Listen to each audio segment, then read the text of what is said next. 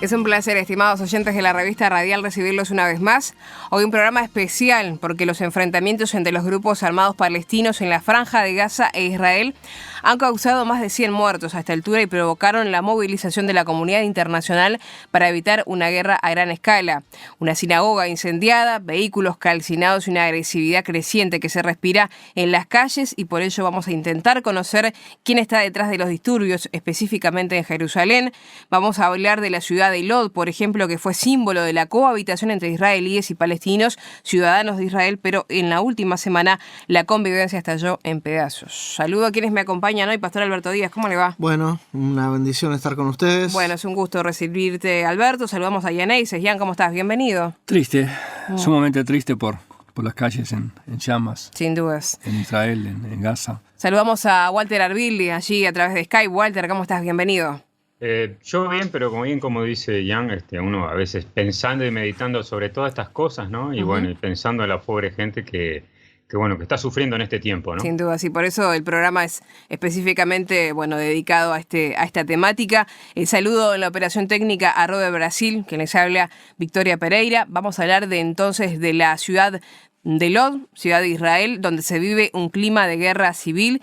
Información que vamos a tomar de Diario Clarín de Argentina, y cuenta que cuando en la noche del lunes 10 de mayo pasado, la lluvia de cohetes lanzados desde Gaza hacia Israel y los posteriores bombardeos de represalia se llevaban todos los titulares, un nuevo foco de tensión comenzaba a surgir en las ciudades mixtas de Israel.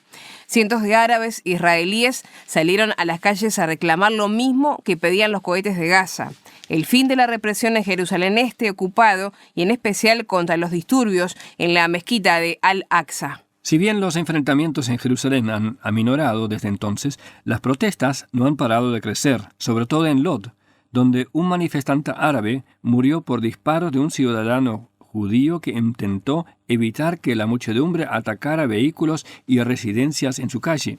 A partir de ese incidente, lo que hasta ahora era una convivencia relativamente cordial ha devenido en una situación de violencia identitaria entre vecinos. Residentes judíos dijeron que la población árabe atacó sinagogas, vehículos y residencias de su propiedad, mientras que fieles musulmanes denunciaron la quema de sus vehículos y ataques de grupos judíos religiosos, tanto en las calles como dentro de una mezquita. Uno de los sitios de reunión fue una escuela judía religiosa incendiada por manifestantes árabes.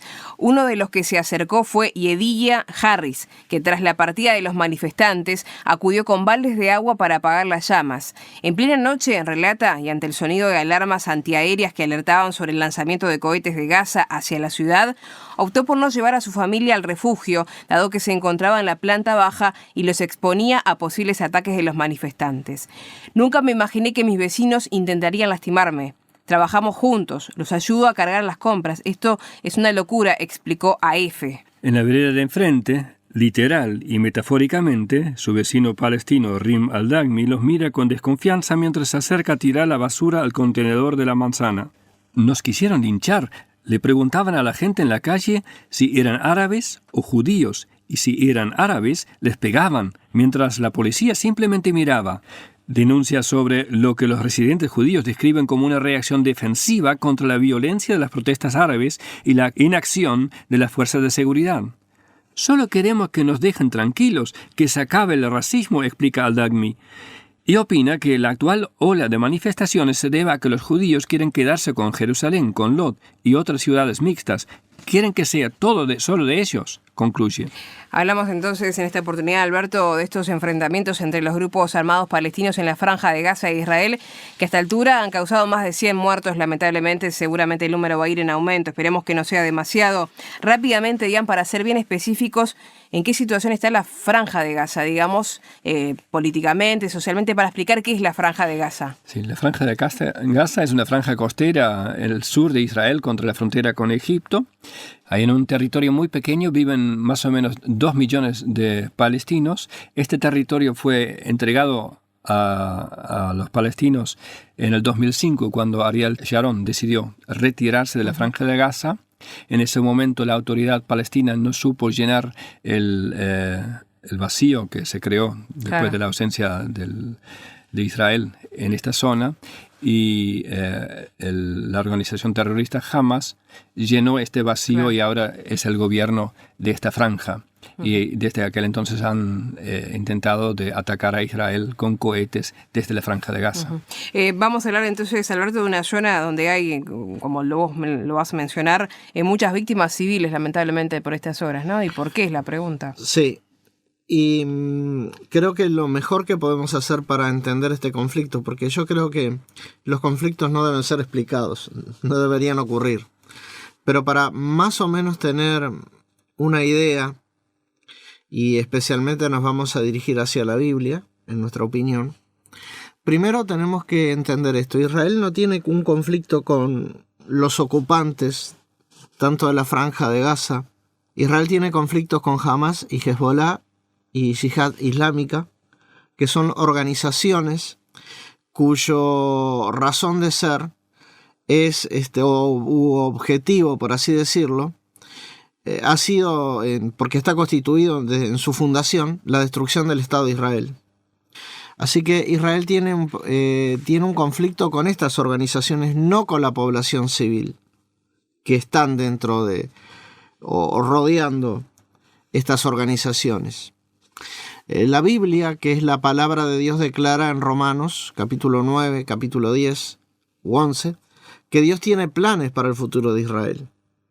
En Génesis capítulo 12, Dios le prometió al padre de la nación, en versículo 1 al 3, Dios le había dicho a Abraham: vete de tu tierra y de tu parentela y de la casa de tu padre a la tierra que te mostraré, y haré de ti una nación grande y te bendeciré y engrandeceré tu nombre y serás bendición. De la nación de Israel vino el Salvador, el Señor y Salvador Jesucristo. Pero luego en versículo 3 Dios dijo: bendeciré a los que te bendijeren, y a los que te maldijeren maldeciré, y serán benditas en ti todas las familias de la tierra.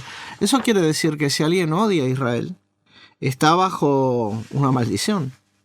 Así que estos grupos llenos de odio necesitan al Salvador también. Y la Iglesia de Cristo debería orar. No formar o tomar parte por un bando solo, sino orar para que aún dentro de los islámicos pueda ocurrir el milagro de la salvación. Pero tenemos que entender muy claro que estos son grupos subversivos. ¿Será, Alberto, que Dios está hablando hoy a Israel? Sí, probable. Y quiero decirte algo más que me quedó en el tintero. A veces la gente se pregunta, ¿por qué hay tantos civiles del lado palestino que resultan heridos? Y la respuesta es porque estos grupos subversivos toman, sin el consentimiento de la población civil, a esta gente como escudos humanos, aún contra su voluntad. Y esto complejiza la respuesta de Israel.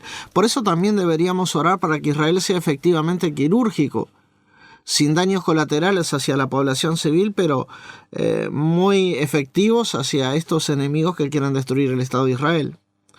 Ante la pregunta que tú me haces, ¿Dios está hablando hoy? Yo creo que sí, como lo hizo en el pasado, porque Dios no cambia. ¿Te acordás, Jan, en los días del libro de Jueces? Muchas veces Dios usó a los pueblos vecinos de Israel para llamarle la atención. No hace muchos días, si no nos tenemos que confundir, sufrió la tragedia de una avalancha que comentamos en nuestra radio, en la celebración bien conocida del Lag BaOmer. Ahora, hay muchas cosas que a Dios no le agradan. Por ejemplo, ciertas prácticas de los rabinos como ir a orar a las tumbas de los jajumín, es decir, de los sabios, rezar, prender velas. Eso está relacionado con el paganismo. Son prácticas que han copiado de los pueblos de alrededor. La palabra de Dios es muy clara en Deuteronomio 17, pero especialmente en Jeremías 7, 17. Así que no hay nada nuevo bajo el sol. Yo no digo que haya algo malo en recordar a los justos. Está bueno recordar a los justos. Pero si les prendemos velas, si se ora a los muertos, tenemos que saber que Dios aborrece tales cosas. Dentro del judaísmo tenemos las prácticas de la Kabbalah. Eso es algo que a Dios le desagrada. Y la solución es que Israel se vuelva a la palabra y la crea, y desarrolle emuná, desarrolle fe. Tercero, Israel tiene uno de los mejores sistemas tecnológicos de defensa, Pero la verdadera custodia del Estado de Israel se encuentra en aquel que es el Salvador. Un Salvador que un día ellos rechazaron, que fue a la cruz y resucitó. Y una vez resucitado declaró en Mateo capítulo 28, toda potestad me es dada en el cielo y en la tierra, y a él debería estar mirando Israel. Israel no tiene solamente un sistema de misiles para la protección, para formar un escudo. Dice el Salmo 121, versículo 4, «He aquí no se adormecerá ni dormirá el que guarda a Israel». Este es el verdadero escudo. Y oremos para que muchos israelitas pongan su confianza en Dios y en su palabra. Como dice el Salmo 91, el que habita al abrigo del Altísimo morará bajo la sombra del Omnipotente. Por último, oremos como pueblo de Dios para que los israelitas que no quieren escuchar el Evangelio puedan abrir sus ojos, su mente, su corazón, porque ellos tienen la Torá, tienen el Tanaj. Y en el Evangelio de San Juan, en el capítulo 5, versículo 39, Jesucristo hizo esta magnífica, esta maravillosa declaración. Jesús le dijo a los judíos de aquel momento, escudriñad las Escrituras, porque a vosotros os parece que en ellas tenéis la vida eterna, y ellas son las que dan testimonio de mí. Oremos fuertemente para que Israel pueda volverse a la Escritura y que Dios, por la obra del Espíritu Santo y sin duda por aquellos hermanos que están viviendo allá, puedan mostrarle que el único Salvador es Jesucristo.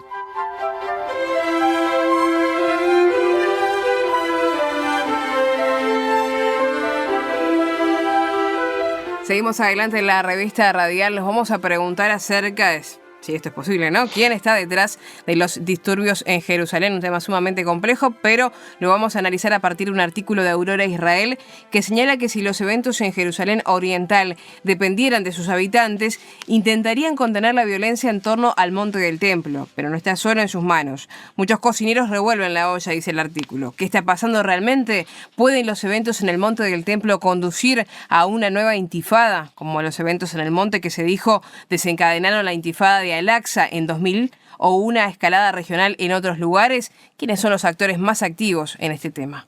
Es esencial señalar que la violencia en Jerusalén no fue espontánea. Claramente fue planeada de antemano. Las bombas incendiarias fueron producidas por organizaciones palestinas. En las mezquitas del monte del templo se almacenaron montículos de roca y proyectiles, junto con fuegos artificiales que se utilizaron como armas. Este fue principalmente el trabajo de Hamás, pero también fue impulsado por otros actores de Oriente Medio. Lo que escuchamos de los habitantes de Jerusalén Oriental no coincide con lo que escuchamos de los elementos externos. Por tumultuosos que sean los eventos en Al-Aqsa, rara vez escuchamos consignas nacionalistas de los palestinos y vimos relativamente pocas banderas de la autoridad palestina y de Hamás. Los manifestantes pidieron sangre y fuego para defender Al-Aqsa y que Irán bombardee Tel Aviv, pero no expresaron consignas sobre el establecimiento de un Estado palestino o Jerusalén como su capital. La juventud local luchó por los asuntos locales. Primero, para regresar a los asientos tipo anfiteatro frente a la puerta de Damasco, que la policía había cerrado en preparación para el Ramadán, y por un problema legal relacionado con la propiedad inmobiliaria en el barrio de Sheikh Jarrah. Jordania, desafortunadamente, puede ser identificado como uno de los cocineros que revuelve la olla. El ministro de Relaciones Exteriores de Jordania llegó con documentos para proteger a los residentes árabes de Sheikh Jarrah, que se enfrentan a una orden de desalojo presentada en el tribunal por ONG judías. Los Emiratos Árabes Unidos y Turquía también están ocupados acumulando bienes raíces en Jerusalén. De hecho, vimos a los activistas de Fatah de Abbas en Sheikh Jarrah y el Monte del Templo. Pero lo que puede ser más preocupante son los sitios web de Fatah que emiten una declaración en nombre de los llamados batallones de muyahídenes, el ala militar de los muyahídenes palestinos, sobre la movilización para defender Al-Aqsa. Parece que se inventó una organización ficticia para asumir la responsabilidad de los ataques planeados por Fatah. La publicación de esta incitación en el sitio web de Fatah no es una coincidencia. Y con respecto a Hamas, es importante señalar que Al-Quds, Jerusalén y Al-Aqsa son los motivos destacados en la propaganda de los hermanos musulmanes. Ellos ven a Jerusalén como la futura capital del califato musulmán, desafiando la posición preeminente que ocupa la Meca en el Islam. Los saudíes notaron que los lemas de la hermandad, la autoridad palestina y el presidente Erdogan de Turquía afirman que la mezquita Al-Aqsa fue la primera qibla, dirección de oración musulmana, es decir, tiene preeminencia ante la Meca. La cuestión del estatus de Jerusalén frente a la Meca es una de las principales disputas entre Arabia Saudita y los hermanos musulmanes. Después de que se propusieron las elecciones, la cuestión de Jerusalén se convirtió en la fuente de autoridad de Mahmoud Abbas y por lo tanto no la dejó pasar. También es la fuente de legitimidad del rey de Jordania como guardián de los lugares sagrados musulmanes y cristianos en Jerusalén, incluido el Haram el-Sharif, que es el monte del templo, un título que ostentan los reyes hashemitas desde 1924. Si no puede proteger Jerusalén, la corona hashemita tampoco tiene legitimidad para gobernar Jordania. También cabe señalar que la Plaza Al-Aqsa se ha convertido en una fuente de tensión entre las dos partes del movimiento islámico en Israel. Mediante la defensa de la mezquita de Al-Aqsa, cada bando quiere demostrar su superioridad sobre el otro. Mientras que la rama sur, encabezada por Mansur Abbas, coopera con la autoridad religiosa en el monte, el Waqf, la rama norte de Raed Salah, desafía al Waqf. Los miembros de la rama norte maldicen al diputado moderado Mansur Abbas y llevan la bandera palestina con la media luna turca inserta. Es un conflicto complejo. El artículo también es complejo porque lo que intentamos es un poco explicar, lo vamos a hacer en minutos, pero antes vamos a hablar de un tema que es difícil, Walter, ponerse de algún lado. Uno intenta entender qué es lo que está pasando, tiene que remontarse siglos atrás un poquito para explicar lo que ocurre hoy en día, pero de todas maneras uno puede ver gente en redes sociales, en diferentes foros de reunión, expresarse sobre este tema. Es difícil expresar una opinión, sobre todo cuando hay víctimas mortales, ¿no? Sí, totalmente de acuerdo contigo. Es difícil toda esta problemática. Más que no vivimos en ese lugar con idiosincrasias bien distintas a la nuestra. Un problema en el cual muchos opinan desde adentro, desde afuera, según sus intereses, ¿no? Y qué difícil se nos hace escuchar las dos campanas, ¿no? A todos nos cuesta eso, ¿no? Y en el libro de Proverbios es muy claro cuando dice en capítulo 18, versículo 17, justo parece el primero que aboga por su causa, pero viene su adversario y le descubre, ¿no? Entonces, ¿cómo nos cuesta? Cuando escuchamos la primera campana ya la tomamos por buena y por veraz. Y muchas veces no es así. Y bueno, y es claro que cada cual dará su mejor versión sobre la situación o llevando agua a su molino, ¿no? Pero el Dios soberano que está en los cielos, que nada se le escapa, aún en medio de esta crisis que se vive allí, Él juzgará con equidad y justicia a su tiempo todas las cosas que acontecen, ¿no? Hoy, ayer y mañana, ¿no? Ante tanta maldad y odio y muerte, este texto ahí que me gusta mucho en el Salmo 67:4 nos da ánimo a que nos alegremos, porque todo esto un día pasará y se hará justicia. Alégrense y gócense en las naciones, porque juzgarás a los pueblos con equidad y pastorearás las naciones en la tierra. Hablando de Jesús como Rey de Reyes y Señor de señores. Y alguno se preguntará, ¿de dónde surge este conflicto? Y bueno, tenemos que remontarnos muchísimos años atrás, miles de años atrás, en los capítulos del libro de Génesis, en 17, 18, 21, podemos ver una tragedia de familia y que ha derivado de una enemistad perpetua. Lo interesante es que todos los protagonistas de esta historia real, todos, absolutamente todos, creían en el Dios de la Biblia en un principio, el creador de los cielos y la tierra. Hoy no vamos a estar pudiendo ahondar en este tema, en este conflicto de familia, pero sí quiero hacer un llamado a todos los que oyen este programa, que puedan elevar una oración como nos invita el Salmo 122:6. Pedid por la paz de Jerusalén, sean prosperados los que te aman. Pidamos por la paz en Medio Oriente, sabemos que es difícil, pero Dios mismo nos pide que lo hagamos. Además, también sabemos que un día acabará toda esta lucha entre estas naciones y la tierra será llena de la gloria de Dios y del conocimiento, ¿no? Como dice ahí Habacuc 2:14, porque la tierra será llena del conocimiento de la gloria de Jehová, como las aguas cubren el mar. Oremos por estas naciones y aguardemos con esperanza el día que todo esto acabará, cuando Jesucristo venga como Rey de Reyes y Señor de Señores. Que así sea. Amén. Amén. Uno en el artículo leí, así el autor de este artículo de Aurora Israel que compartíamos, decía: muchos cocineros revuelven la olla. No es nuestra intención meternos de esta manera, pero sí intentar por lo menos, Ian, explicar un poquito qué está ocurriendo, cuál es un poco nuestra percepción de lo que allí pasa. Vos que tenés aparte un conocimiento más cercano al Medio Oriente que nosotros, seguro. Justamente es lo que dices. Hay mucho en juego. Son sensibilidades históricas, religiosas y sobre todo políticas, porque toda en aquella región es política. Un pleito jurídico sobre la propiedad de unas casas termina en una guerra. Una guerra que solo trae lágrimas y angustia, tanto para Israel como para los palestinos. Y vimos en el artículo, que era bastante intrincado y difícil de seguir, cómo Turquía, Irán, Arabia Saudita, Jordania, cada uno quiere sacar ventaja de esta tragedia y alienta el fuego.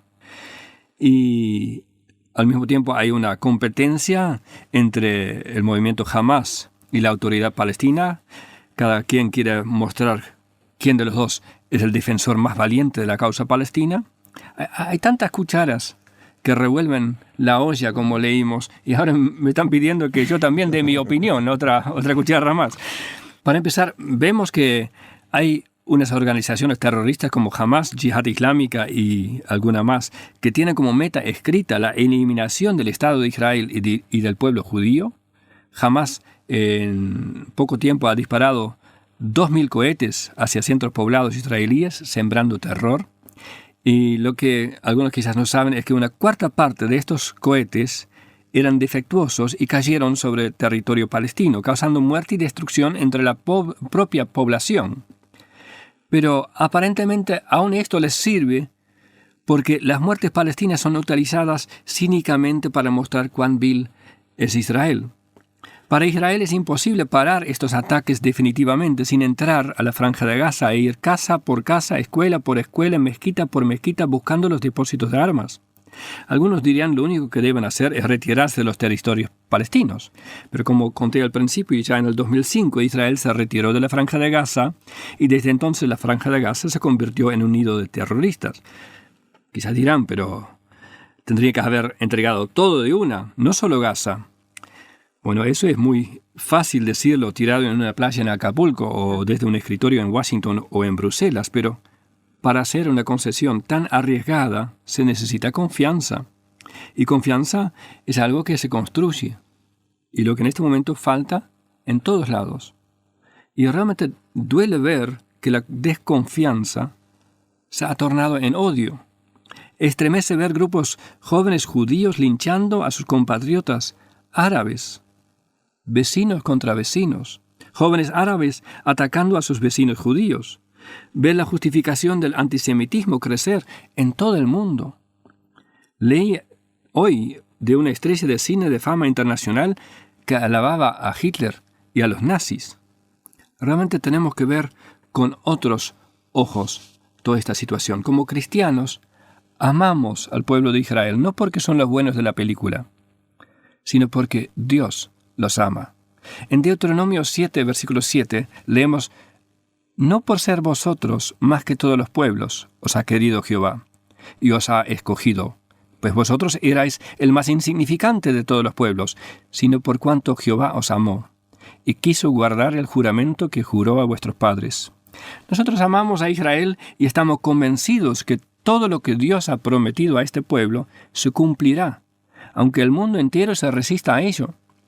Como cristianos también amamos al pueblo palestino. Y este pueblo también tiene un futuro en aquella tierra. Pero no el futuro que se imaginan los políticos de nuestro tiempo, sino un futuro de paz y de confianza centrado en el Señor Jesucristo. Leemos de este tiempo futuro, en el Salmo 87. El Salmo 87 habla de la ciudad de Jerusalén que ahora está en disputa. Y dice: el Señor se estableció en el monte santo. El amor del Señor por las puertas de Sión es mayor que su amor por todas las ciudades de Jacob. De ti, ciudad de Dios, se dicen cosas gloriosas. Entre los que me conocen tengo presentes a Rahab y a Babilonia, Aquí están Filistea, los territorios de los palestinos, y Tiro con Etiopía.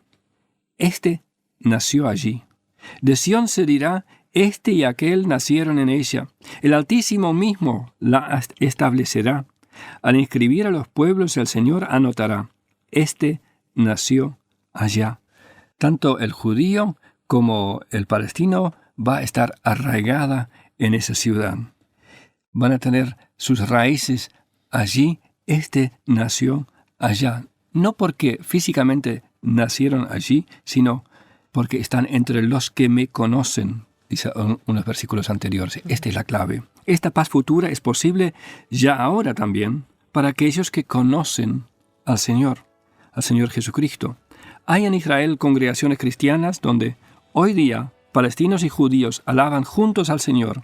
Ellos experimentaron de una manera muy especial las palabras de Efesios capítulo 2, versículo 12, que dice de los gentiles, ustedes estaban sin Cristo, vivían alejados de la ciudadanía de Israel y eran ajenos a los pactos de la promesa, vivían en este mundo sin Dios y sin esperanza.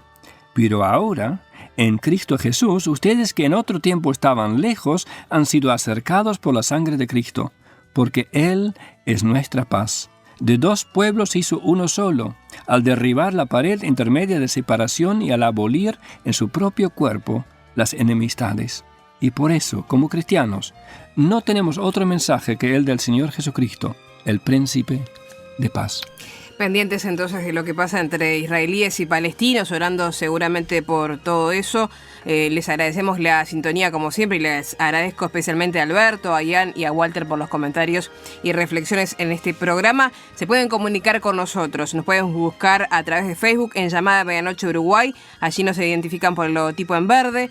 En este caso también nos pueden escribir por WhatsApp al 0059899000540 y nos pueden también escribir o buscar en la página web www.llamadaweb.org. El correo electrónico es revistaradial@llamadaweb.org. Será hasta un próximo programa, amigos, que pasen muy bien.